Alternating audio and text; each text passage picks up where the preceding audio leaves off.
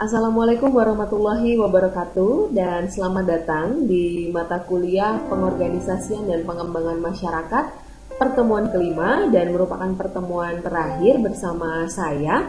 Minggu depan kalian akan bertemu dengan dosen lainnya di materi berikutnya. Nah, hari ini kita langsung saja masuk kepada model-model pengorganisasian dan pengembangan masyarakat.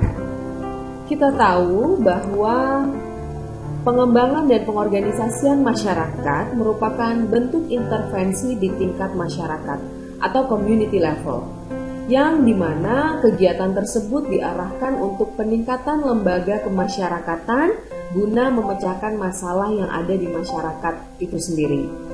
Sebelumnya, kalian juga sudah mempelajari tentang konsep-konsep agent of change, di mana ada dua kelompok, yaitu ada dua jenis, ada insider, ada outsider. Nah, PPM di sini merupakan kombinasi keduanya.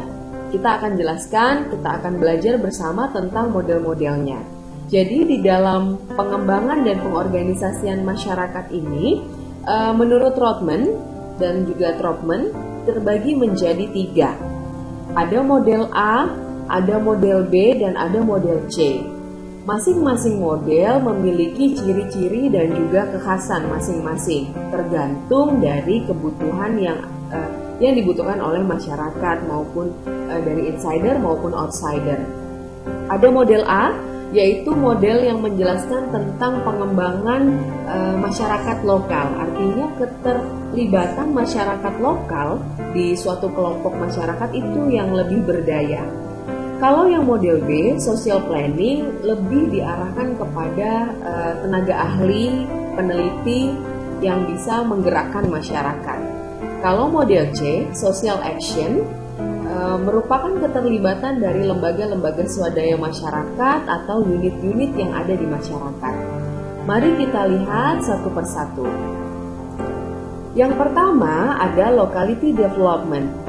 Merupakan keterlibatan dari semua pihak, pihak masyarakat untuk menghindari konflik dan menjadi upaya bersama dan lebih menekankan pada proses dan harmonisasi. Dan biasanya untuk locality development memiliki kekhasan mereka menggunakan sumber daya yang ada di masyarakat itu sendiri. Mereka tahu karakter yang ada di masyarakatnya seperti apa.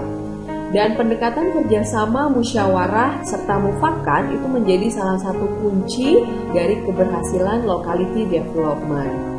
Nah, kita lihat beberapa cirinya. Yang pertama adalah perubahan bersyarat. Apa maksudnya? Perubahan bersyarat ini diarahkan kepada perubahan yang terjadi di masyarakat pasti tidak mencapai maksimal. Kenapa? Karena mereka memiliki hambatan. Saat ada perubahan yang akan dilakukan, biasanya akan terjadi riak-riak di masyarakat. Artinya ada pihak-pihak yang tidak setuju dengan perubahan, sehingga kemaksimalan dalam pelaksanaan kegiatan itu tidak bisa maksimal. Yang kedua ada penetapan tujuan. Tujuan di sini dibagi menjadi tujuan umum dan tujuan khusus. Tujuan umum berarti memiliki tujuan general, tujuan yang sifatnya lebih umum. Kalau tujuan khusus adalah sifatnya yang lebih spesifik. Contoh, meningkatkan angka kesadaran terhadap gizi, khususnya yang memiliki bayi balita, dan menurunkan kejadian stunting. Bagaimana tujuan khususnya? Maka tujuan khususnya itu harus sudah mencakup hal-hal yang dilakukan untuk mencapai dari tujuan umum. Contoh, meningkatkan angka cakupan konsumsi protein hewani, meningkatkan cakupan konsumsi vitamin A, meningkatkan cakupan gizi seimbang atau menu sehat keluarga. Nah, itu adalah bentuk tujuan khusus. Kemudian pelaksanaan aksi tentu bersumber dari masyarakat itu sendiri, di mana masyarakat yang menginisiasi, masyarakat yang melaksanakan, dan masyarakat yang melakukan evaluasi. Nah, di sini pemerintah bisa terlibat tetapi menjadi mitra. Kalau bermitra berarti ada asas keuntungan, saling menguntungkan di sana. Jadi masyarakat juga bisa menerima contoh bantuan dari pemerintah, tetapi kinerja dari masyarakatnya juga bisa diberikan atau dijadikan indikator oleh pemerintah. Yang kelima, pendekatannya kepada masyarakat ya berbasis masyarakat, di mana mereka sendiri yang mengadakan aktivitas komunikasi, interaksi simbolik antar warga. Itu adalah bentuk dari model yang pertama, locality development. Nah, ini contoh, jadi ada kegiatan gotong royong warga dalam melawan virus COVID-19. Jadi inisiasinya datang dari masyarakat, dilaksanakan oleh masyarakat dan dievaluasi oleh masyarakat. Sehingga dalam konsep pengorganisasian masyarakat ada istilahnya perluasan ya, perluasan secara kuantitatif atau kualitatif. Kalau kualitatif berarti mereka meningkatkan kegiatan-kegiatan yang berbasis masyarakat untuk mencegah penularan virus COVID-19. Tetapi kalau kuantitatif, maka kegiatan tersebut dilaksanakan pada titik-titik rumah tangga tingkat RT dan memperbanyak kegiatan yang sama. Baik, untuk model yang kedua yaitu social planning. Model social planning adalah model B yang bersifat logika, ilmiah, akademis, kemudian berbasis pada data atau evidence based. Kemudian sifatnya lebih teknokrasi, setiap membuat perencanaan berbasis data, kemudian berbasis langkah-langkah urgensi yang terstruktur. Nah, upaya yang dilakukan bersifat sistematis, kemudian orientasinya juga pendekatannya berbasis target, persentase, dan biasanya dilakukan oleh pakar atau tim ahli. Bisa melibatkan akademisi, bisa melibatkan lembaga-lembaga NGO lainnya. Nah, ini contoh ciri dari model B. Ada aspek teknis yang diutamakan, ya. Jadi lebih bukan perencanaan juga penting, tetapi teknisnya lebih detail. Bagaimana tahapan di lapangannya lebih detail. Ada SOP-nya, ada prosedur kegiatannya.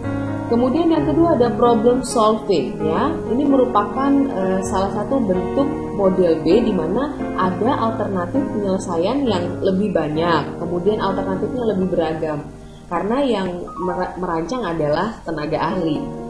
Kemudian perencanaannya optimal karena outsider ya dilaksanakan oleh pihak luar. Kemudian ada rasionalisasi berkaitan dengan anggaran, ya. Jadi mereka menyesuaikan dengan anggaran yang dimiliki. Kemudian biasanya ada variasinya, jadi mereka juga terlibat juga masyarakatnya. Kemudian mereka juga saling bertukar pikiran dengan tenaga ahli. Sifatnya ilmiah, ya. Jadi misalnya ada survei, pendataan, ya itu termasuk bagian dari model B. Kemudian ada intervensi dan pemerintah di sini bisa sebagai sponsorship.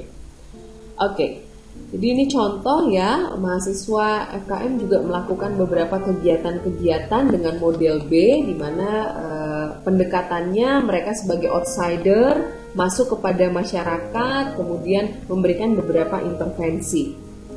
Yang terakhir adalah konsep social action, yaitu suatu upaya mengoreksi situasi ya yang sudah ada. Jadi peranan dari LSM atau lembaga non governmentnya lebih kuat ya, bisa memicu konflik. Jadi misalnya ada lembaga pemberdayaan masyarakat ya, mereka menjadi bagian dari pemerintah yang tidak terpisahkan, tetapi mereka juga mandiri.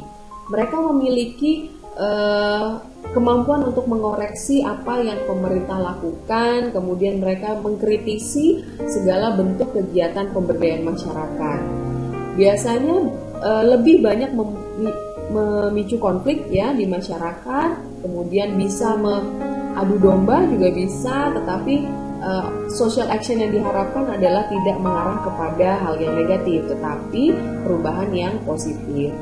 Kemudian orientasi kombinasi proses target dan biasanya arahnya kepada kesejahteraan. Social action banyak dilakukan oleh para aktivis atau tenaga ahli yang berkecimpung di dunia LSM. Nah, cirinya apa?